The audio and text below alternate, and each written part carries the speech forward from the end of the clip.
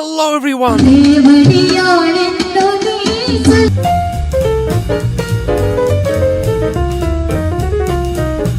This is Asia, and here's India. Now let's go, shall we? India, that enigmatic subcontinent, is a vast panoply of mountain, desert, jungle, river, plateau, mangrove, salt marsh, island, and glacier. An ancient land of gods and spices and wonderful beasts. People have lived here longer than memory can recall. Hushed, distant days of hunters who slowly ventured into agriculture and keeping livestock. And sure enough, civilization surfaced. One of the earliest examples of it in the world. We know it as the Indus Valley Civilization. Most likely because it was a civilization in the Indus Valley. It popped up in the 4th millennium BC and flourished in the 3rd. This was a very clever culture, but remains a riddle. They possessed a script, but no one can read it, and were very skilled and advanced city planners. This here is a reservoir in the town of Dholavira in present-day Gujarat. Now around the 2000 to 1500 BC mark, we hear the march of the Indo-European languages as they sweep across Eurasia. In India, it is commonly agreed that the linguistic voyage began in India and went west, but the academic consensus believes the language family was introduced. In any case, the Indo-European language here developed into Sanskrit, and it is from the sacred literature written in Sanskrit, the Vedas, that the next age in India's history gets its name. The beliefs encapsulated in the Vedas would go on to strongly shape the religion we now call Hinduism. Around 600 BC, we spot the rise of rival states and kingdoms in the north called Mahajanpadas. It was in one of these regions, namely Magadha, that an aristocrat called Siddhartha Gautam sought and attained enlightenment as the Buddha. The 500s BC saw the Persians invade and subjugate the Indus Valley. This frieze depicts an Indian bringing tribute to the Persian king. The Persian presence was ended in 326 BC with the arrival of Alexander the Great, who gobbled up the Persian Empire and wanted to go further despite the complaints of his homesick troops. After winning a battle around the Punjab region, his soldiers finally compelled him to go back. Had he gone further, he would have met the forces of the Nanda dynasty. But no time to talk about that. It's already been conquered by Chandragupta Maurya, who founded the Maurya Empire around 322 BC, which was the first state to unify most of India. Why didn't it take the south bit? I'm very glad you asked. Anyway, the empire reached its peak under Ashoka, one of India's most celebrated leaders. He conquered the Kalinga state around 261 BC, but was so horrified by the resultant bloodshed that he abandoned the sword and embraced Buddhism and set up edicts all over his empire, proclaiming his newfound beliefs, including kindness towards both humans and animals. Ashoka travelled through his domains and sought to do as much good as he could, building many hospitals to care for the sick. After Ashoka, the empire weakened and ended up splitting into separate, squabbling kingdoms. India's north reclaimed some unity in the 3rd century with the rise of the Gupta Empire. It was not as peaceable as the Maurya state, but was far more accomplished in art and architecture. Indeed, with its impressive sculptures and temples, the Hindu world had never looked so good. The ancestor of the game of chess was invented, and Indian scholars made advances in science and mathematics. But we should probably take a moment now to talk about the fourfold division of Hindu society, the caste system. Simply put, at the top were the Brahmins, who were the priests. Next were the Kshatriyas, the warriors and rulers. Beneath them were the Vaishyas, merchants, farmers, landowners. And at the bottom were the Shudras, servants and menial labourers. But below everyone were the untouchables, societal outcasts, considered too disgusting to associate with. Sounds like politicians. When the Chinese monk Fa Shen travelled to India in the 5th century, he noted how untouchables had to beat a piece of wood to warn others of their approach so they could leave and not be contaminated by their presence. The Gupta age ended after being weakened by invading Huns, and India was once more split into smaller states, just as the south had been all along with its rival dynasties, the Chera, Chola and Pandya. The 7th century saw the peak of the Pallava kingdom, which was crammed full of consummate craftsmen constructing marvels out of stone, like this stately granite temple built by the Bay of Bengal. They were continuously at war with their neighbours, such as the Chalukyas, themselves skilled architects, and finally fell to the Tamil Chola in the 9th century. This Chola dynasty was a maritime power that flourished under Raja I,